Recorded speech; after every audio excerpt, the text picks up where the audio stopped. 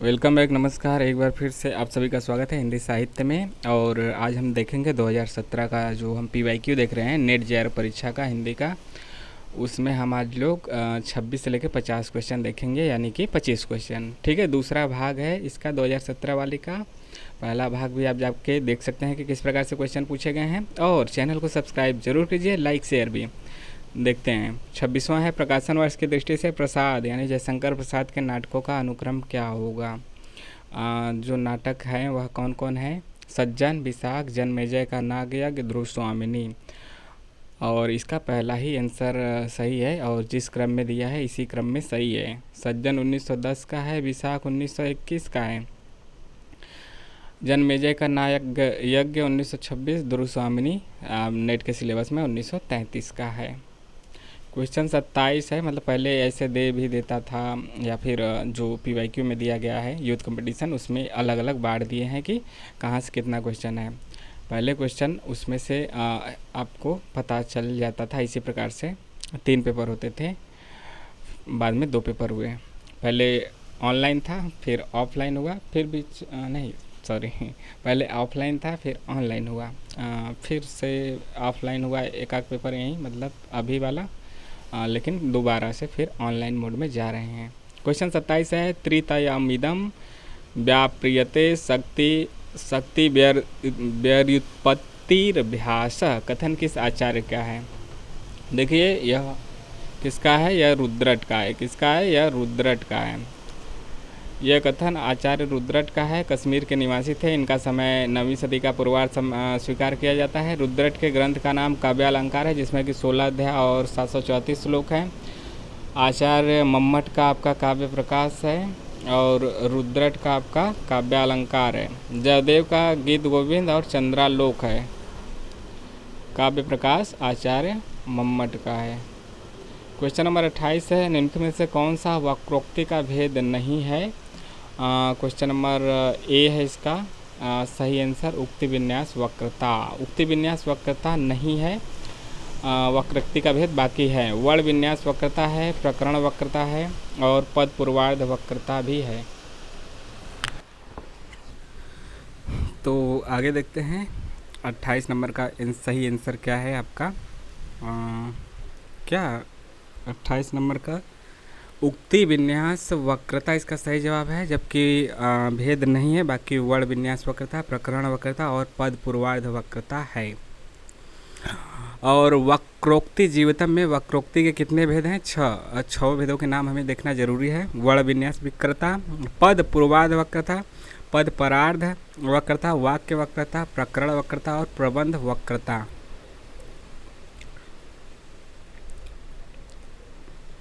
Question number 29 है, रस सूत्र के व्याख्याकारों का सही अनुक्रम क्या होगा? यहाँ पे देखिए ऑप्शन जो दिया गया है, भट्टनायक, भट्ट, लोलट, शंकुक और अभिनव गुप्त दिया गया है। और इसका जो सही जवाब है, व्याख्यारों का सही अनुक्रम यानी कि पहले से बाद, कौन पहले आया कौन बाद में आया, कौन किसका जन्म पहले हुआ किसका जन्म बाद में हुआ, तो इसका सही आंसर है ऑप्शन नंबर सी। यहाँ पे मतलब ऐसे बना दे ताकि कन्फ्यूजन ना हो, ऐसे बना दे ताकि कन्फ्यूजन ना हो। भट्ट लोलट है, शंकुक है, भट्टनायक है और अभिनव गुप्त हैं। भट्ट लोलट का दर्शन मीमांसा दर्शन है, और इनका जो सिद्धांत इन्होंने दिया था वह उत्पत्तिवाद का दिया है, काफ़ी इंपॉर्टेंट है। भट्ट लोलट मीमांसा दर्शन, उत्पत्तिवाद। शंकुक का न्याय दर्शन है, शंकुक का न्याय दर्शन है। और इसके बाद इनका जो सिद्धांत है अनुमतिवाद का है। भट्टनायक का सांख्य दर्शन है, और सांख्य दर्शन के अलावा इनका सिद्धांत भुक्तिवाद है। अभिनव गुप्त का शैव दर्शन है, और इनका सिद्धांत अभिव्यक्तिवाद है। क्वेश्चन नंबर 30, निम्नलिखित ग्रंथों का काल क्रमानुसार सही अनुक्रम बताइए, यानी कि पहले से बाद, कौन पहले प्रकाशित हुआ कौन बाद में प्रकाशित हुआ। तो जो इसका सही जवाब है वह सही जवाब है ऑप्शन नंबर बी। बी कहने का मतलब कि रस मीमांसा सबसे पहले आएगा, फिर आलोचना के मान, उसके बाद नई कविता, फिर नई कविता और अस्तित्ववाद। देख लेते हैं कि इसके रचनाकार कौन है और कब आया है। रस मीमांसा 1949 का है, आचार्य रामचंद्र शुक्ल का है। आलोचना के मान 1958 का है प्रकाशन वर्ष इसका, और शिवदान सिंह चौहान इसके लेखक हैं। नई कविता 1973 नंद दुलारे वाजपेयी का है। नई कविता और अस्तित्ववाद, उसी में अस्तित्ववाद जुड़ गया, तो 5 साल बाद 1978 में इसके रचनाकार कौन हो गए? रामविलास शर्मा। अब इसमें देखिए तथ्य विविधा के नाम से हेडिंग दिया था। क्वेश्चन नंबर 31 है, निम्नलिखित लेखकों को रचनाओं के साथ सुमेलित कीजिए। इधर लेखक हैं, इधर ये हैं, मतलब प्राचीन लेखक हैं पहले के, और इसको आपको मिलाना है। इधर मतलब विजय सेन सूरी, नरपति नाल, शालिभद्र सूरी और आशुगु कवि हैं।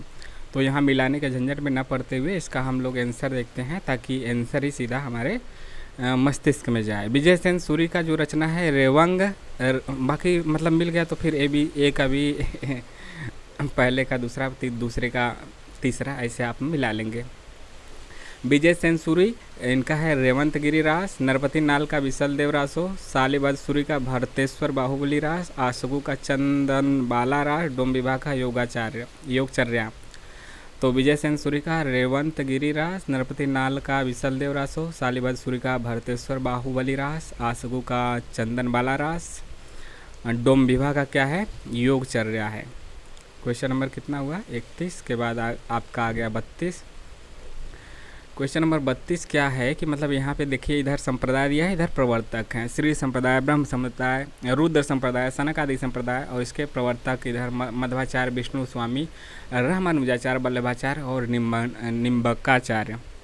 इसको आपको मिलाना है। यहाँ पे कौन किसका है, तो श्री संप्रदाय के प्रवर्तक कौन है, रामानुजाचार्य, ब्रह्म संप्रदाय के मध्वाचार्य, रुद्र संप्रदाय के विष्णु स्वामी, रुद्र मतलब कहा भी जाता है उनको, और सनक आदि नीबू मतलब निम्बकाचार्य। सनक आदि संप्रदाय किसका है, निम्बकाचार्य का। क्वेश्चन नंबर 33 है, निम्नलिखित प्रबंध काव्यों को उनके रचनाकारों के साथ सुमेलित कीजिए। तो इधर मतलब कौन किसका है, प्रबंध काव्य और उसके रचनाकार कौन है, तो आइए देखते हैं। मतलब सीधा सीधा इसका चंडी चरित्र का गुरु गोविंद सिंह का इसके रचनाकार हैं। द्रोण पर्व संग्राम सार, इसका संग्राम सार भी मतलब इसको कहा जाता है। द्रोण पर्व क्या है, संग्राम सार है, इस नाम से भी आता है। तो इसके हैं कुलपति मिश्र। सुजान चरित का सूदन है। हिम्मत बहादुर बिरुदावली के पद्माकर हैं। पाहुड़ दोहा के राम सिंह हैं। क्वेश्चन 34 है, निम्नलिखित रचनाओं को और उनके रचनाकारों के साथ सुमेलित करना है। प्रेम वाटिका है, मतलब इधर कविता रत्नाकर, रसरतन तिलक शतक है, इसको सही अनुक्रम के साथ मिलाना है। देखिए प्रेम वाटिका तो रसखान का है, सबको पता है। कविता रत्नाकर सेनापति का है। रसरतन पुहकर कवि का है। तिलक शतक मुबारक का है। क्वेश्चन 35 है, इधर भी दे दिया है रचना और रचनाकारों को मिलाने के लिए। तो देखते हैं। वन बेला किसका है, सूर्यकांत त्रिपाठी निराला का है, नेट के सिलेबस में लगे हुए हैं। उत्तरा सुमित्रा नंदन पंत का, यह भी नेट के सिलेबस में है। परिक्रमा महादेवी वर्मा का है, यह भी है। चित्राधार जयशंकर प्रसाद, यह भी है, मतलब ऊपर के ये चारों नेट के सिलेबस में लगे हैं। मिलन किसका है, राम नरेश त्रिपाठी का। तो वन बेला सूर्यकांत त्रिपाठी निराला, उत्तरा पंत का, परिक्रमा महादेवी वर्मा का, थोड़ा सा बिजली गड़का है, जैसा कि आपको पता है कि मौसम तो बादलों का ही चल रहा है। तो परिक्रमा महादेवी वर्मा, चित्राधार जयशंकर प्रसाद, मिलन राम नरेश त्रिपाठी का है। क्वेश्चन 36 है, पंक्तियों को मिलाना है, और इधर पंक्तियां हैं और इधर आपके उसके कविताकार हैं, यानी कि जो आपके कवि हैं। देखिए कौन किसका है, प्रिय स्वतंत्र रहो अमृत मन नव भारत में भर दे, तो ये आपका सूर्यकांत त्रिपाठी निराला का है।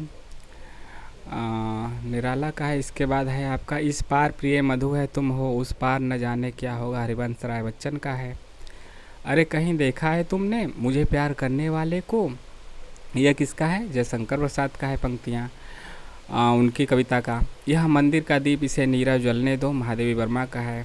और सुंदर है बिहक सुमन सुंदर, मानो तुम सबसे सुंदरतम, सुमित्रानंदन पंत का है। क्वेश्चन नंबर 37 को मिलाना है। इधर पात्र हैं और इधर आपके उपन्यास है। और झूठा सच तो आपका नेट के सिलेबस में है, बाकी तो नहीं है, लेकिन जो लेखक है वह ज़रूर है इसमें से सभी।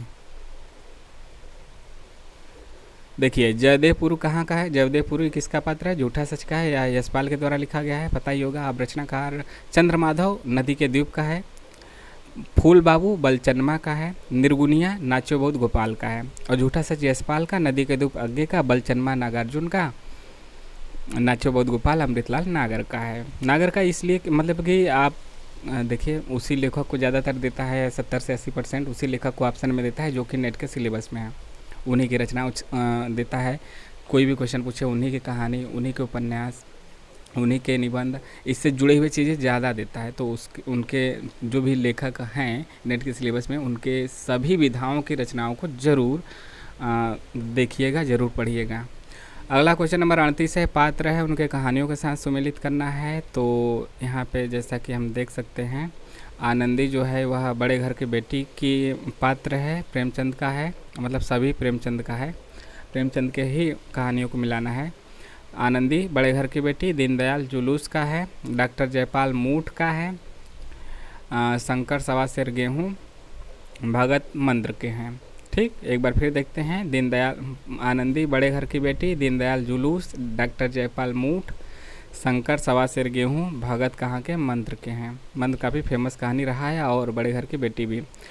क्वेश्चन 39 है, नाट्य रूपों के साथ सुमेलित करना है रचनाओं को। नाट्य रूप किस रूप में हुए हैं, तो यहाँ पे हम देख सकते हैं चंद्रावली का नाटिका है, नाटिका के रूप में है। विषमौषधम भाण के रूप में है। एक घूट कैसा है, कैसा नाट्य रूप है, एकांकी है। करुणालय गीति नाट्य है, जैसा कि आपका अंधा युग है उसी प्रकार से अंधेर नगरी प्रहसन है। ठीक है, और चंद्रावली और विषमौषधम किसका है, देखिए इसमें से चंद्रावली हो गया, विषस्य विषमौषधम अंधेर नगरी, यह आपका है भारतेंदु हरिश्चंद्र का। बाकी एक गुट और करुणालय किसका है, जयशंकर प्रसाद का।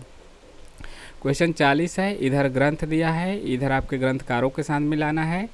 जैसे कि अभिनव गुप्त का क्या हो जाएगा, ध्वन्यालोक। राजशेखर का क्या हो जाएगा आपका,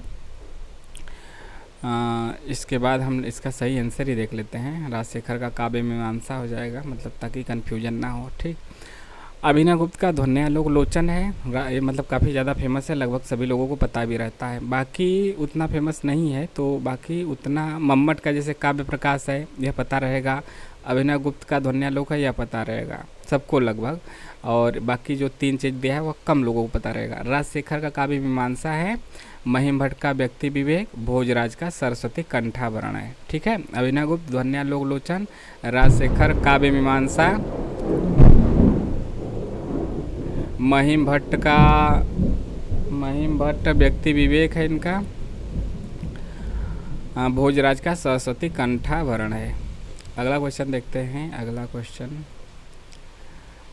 देखिए 41 से 45 आपका गद्यांश है। गद्यांश उसी आधार पर पूछा जाता है, कभी कभी सीधा पूछ देता है और कभी कभी थोड़ा सा घुमा के क्वेश्चन पूछा जाता है। तो यहाँ से आप गद्यांश को देख लीजिए, मतलब 2017 का ही देखेंगे, देखना हो तो मतलब वहीं 18, 19, 20, 22, 23 वाला देखिए कि किस 23, 24 वाला जो रद्द हुआ उसको भी कि किस प्रकार से पूछा जाता है, उस समय वाला भी देख सकते हैं। मतलब गद्यांश को आपको देखने की उतनी ज़रूरत नहीं है। ठीक है, 41 का मतलब यही है, और इसके बाद इसका व्याख्या भी दिया है। व्याख्या क्या दिएगा, मतलब सीधा कभी कभी दे देता है, कभी कभी थोड़ा सा दिमाग लगा के कर देना होता है। तो गद्यांश लगभग सबका 90 मतलब 10 गद्यांश देगा। यदि आजकल के जो पैटर्न में दे रहा है 5-5 के 2, तो लगभग आपका 8-9 सही हो जाता है, तब भी बहुत अच्छा है। ठीक है, 10 सही हो जाए तो बहुत ही अच्छा है। एक आध गलत भी हो गया तो कोई चिंता वाली बात नहीं है, अधिकतर लोगों का एक आध गलत हो जाता है।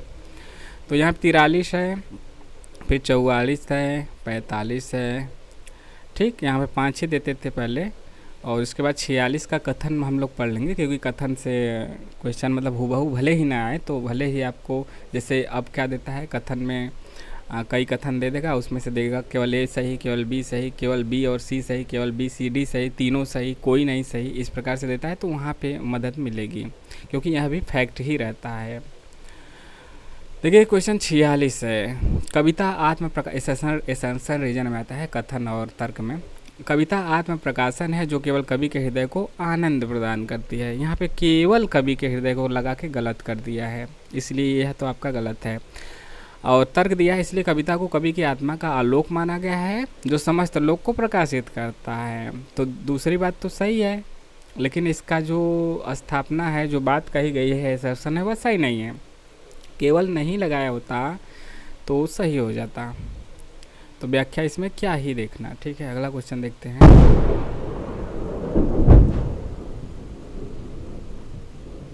47 साहित्य समाज के सामूहिक हृदय का विकास है। साहित्य समाज के सामूहिक हृदय का विकास है, यह असर्शन दिया है। और तर्क दिया है, इसलिए समाज में रहने वाले व्यक्तियों विभिन्न धर्मावलंबियों के चित्तवृत्ति का इसमें अलग अलग विकास होता है। तो देखिए कि यह कारण तो सही नहीं है, लेकिन साहित्य समाज के सामूहिक हृदय का विकास है, यह बात सही है। ठीक है, यह कारण सही नहीं कि समाज में रहने वाले विभिन्न धर्मावलंबियों के चित्तवृत्ति का इसमें अलग अलग विकास होता है, ऐसी बात नहीं है, ज़रूरी नहीं है। क्वेश्चन 48 है, मिथक सार्वकालिक और सार्वदेशिक होते हैं। ये बात गलत है। हमेशा कहाँ से होंगे, कभी न कभी समाप्त होंगे, कभी कम होंगे, कभी ज़्यादा होंगे। और इसका कारण दिया क्योंकि सभी देशों की जाति, अस्मिता और विश्वास एक जैसे हैं। यह भी बात गलत है, सबकी एक जैसी नहीं है बल्कि अलग अलग है। क्वेश्चन 49 है, रहस्य भावना के लिए द्वैत की स्थिति भी आवश्यक है और अद्वैत का आभास भी आवश्यक है। और इसका तर्क क्या दिया है, मतलब यह तो सही है कि रहस्य भावना के लिए द्वैत की स्थिति और अद्वैत का आभास दोनों आवश्यक है। कारण दिया क्योंकि एक के अभाव में विरह की अनुभूति असंभव हो जाती है और दूसरे के बिना मिलन की इच्छा आधार खो देती है। तो विरह और मिलन दोनों होना चाहिए, रात और दिन दोनों होना चाहिए, स्त्री और पुरुष दोनों होना चाहिए, दोनों की समान महत्ता है। और मतलब कि केवल सफल नहीं बल्कि सफलता असफलता दोनों होनी चाहिए। क्वेश्चन 50 है, भारतेंदु युग आधुनिकता के प्रवेश द्वार हैं और कारण दिया क्योंकि भारतेंदु युगीन साहित्य में पश्चिमी संस्कृति के संघात से शुद्ध भारतीयता का उदय हुआ है। तो देखिए, भारतेंदु युग आधुनिकता के प्रवेश द्वार हैं, सही है, लेकिन क्योंकि भारतीय युगीन साहित्य में पश्चिमी संस्कृति के संघात से शुद्ध भारतीयता का उदय हुआ, ये कहाँ से आ गया? ये तो भारतेंदु हैं अपने देश के, बनारस के, तो काशी के, यह नहीं होगा। तो यह दूसरी बात गलत है। तो पहली सही दूसरी गलत है यहाँ पे। तो यहाँ 50 हो गया ना, 50 क्वेश्चन हो गया और यह पेपर भी समाप्त हो गया। फिर 2017 का भी बचा है, 2-3 पेपर है, मतलब पेपर होते थे, मतलब तीसरा पेपर भी बचा है, अभी 3 पेपर होते थे। पहले 50 क्वेश्चन, पैटर्न लगातार बदलता रहता है ना, कभी 50 क्वेश्चन पूछता था दूसरे में, फिर 100 क्वेश्चन दोनों मिला के पूछने लगा, एक ही पेपर बना दिया। पहले 50 दूसरे में, फिर 75 तीसरे में, फिर 125 मतलब मिला जुला के पूछता था पेपर 2 और 3 में। ठीक है, और जो आपका जो कॉमन पेपर 1 है वह उसमें 50 तो था ही, अब भी 50 ही है। और पहले 125 इसमें आता था पेपर 2 और 3 मिला के, बाद में इसको मर्ज करके 100 क्वेश्चन कर दिया, पेपर 2 और 3 को एक ही कर दिया जो आपके सब्जेक्ट का है, और उसके बाद उसको कुल 150 का कर दिया। ठीक है, कोई दिक्कत की बात नहीं है, वह बदलता रहता है, बस हम क्वेश्चन दिखा रहे हैं। हम लोग को क्वेश्चन से मतलब है, क्योंकि क्वेश्चन से क्या है, आधार मजबूत होता है। बेसिक तो वहीं रहेंगे, क्वेश्चन जो है वह वहीं रहेगा, कंसेप्ट वहीं रहेंगे, बस उसको पूछने का तरीका बदलेगा और क्या। इसलिए क्वेश्चन कोई भी आप देखेंगे प्रीवियस ईयर का 2004, 5, 6, 7, 8 कोई भी देखें, क्वेश्चन तो वहीं रहेंगे, बेसिक तो वहीं रहेंगे हिंदी का। तो आपको कैसा लगा ज़रूर कमेंट के माध्यम से बताइए। मिलते हैं नेक्स्ट वीडियो में। जय हिंद, जय भारत। और हाँ, बीच बीच में थोड़ा सा बादलों की गड़गड़ाहट, बिजली चमकने की आवाज़ों से जो डिस्टर्ब हुई इसके लिए माफ़ी चाहते हैं। बाकी आप कमेंट करके ज़रूर बताइए कैसा लगा, सब्सक्राइब ज़रूर कीजिए। नमस्कार।